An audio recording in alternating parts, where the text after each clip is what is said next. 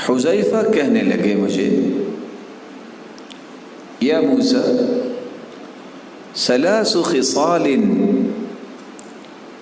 اذا كن فيك لم ينزل من السماء خير الا كان لك فيه نصيب. سنو، 3 خصلتیں اپنے اندر پیدا کر لو، آسمان سے کوئی بھی خیر اور برکت نازل ہوگی، اللہ تیرا حصہ ضرور رکھیں گے اس میں.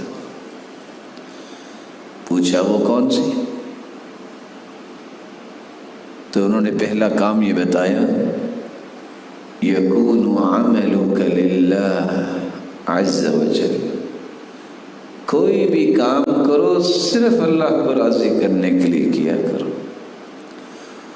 اور صحیح الجامع کی روایت ہے، سلسلہ صحیحہ کی روایت ہے، رسول اللہ صلی اللہ علیہ وسلم نے اس لیے فرمایا ان اللہ لا يقبل من العمل الا ما كان له خالصا وابتغي به وجهه.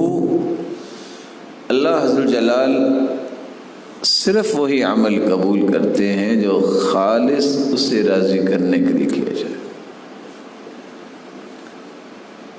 دوسرا کام اگر تم کر لو، آسمان سے نازل ہونے والی ہر خیر و برکت میں آپ کا بھی اللہ حصہ رکھیں گے. اور وہ کام کیا ہے؟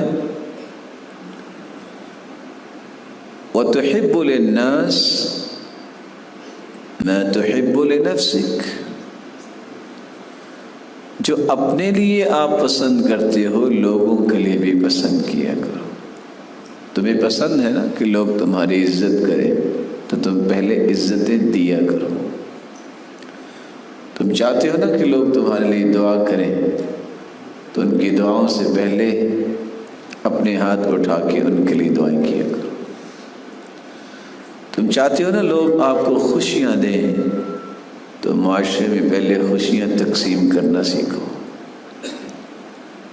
تیسرا کام وَهَذِهِ الْكِسْرَةُ تَرْفَعُهَا مَا قَدِرْتَ. یہ روٹی کا ٹکڑا جو آپ کے پاس ہے، تیرے پاس کتنی ہی توفیق ہو، اس کو بھی تم اللہ کی رضا کے لیے دینا سیکھو. یہ 3 چیزیں جس شخص کے اندر آ جاتی ہیں، آسمان سے کوئی خیر اور برکت نازل نہیں ہوتی. اللہ تعالیٰ نے اس بندے کا حصہ خیر اور برکت کا ضرور رکھا.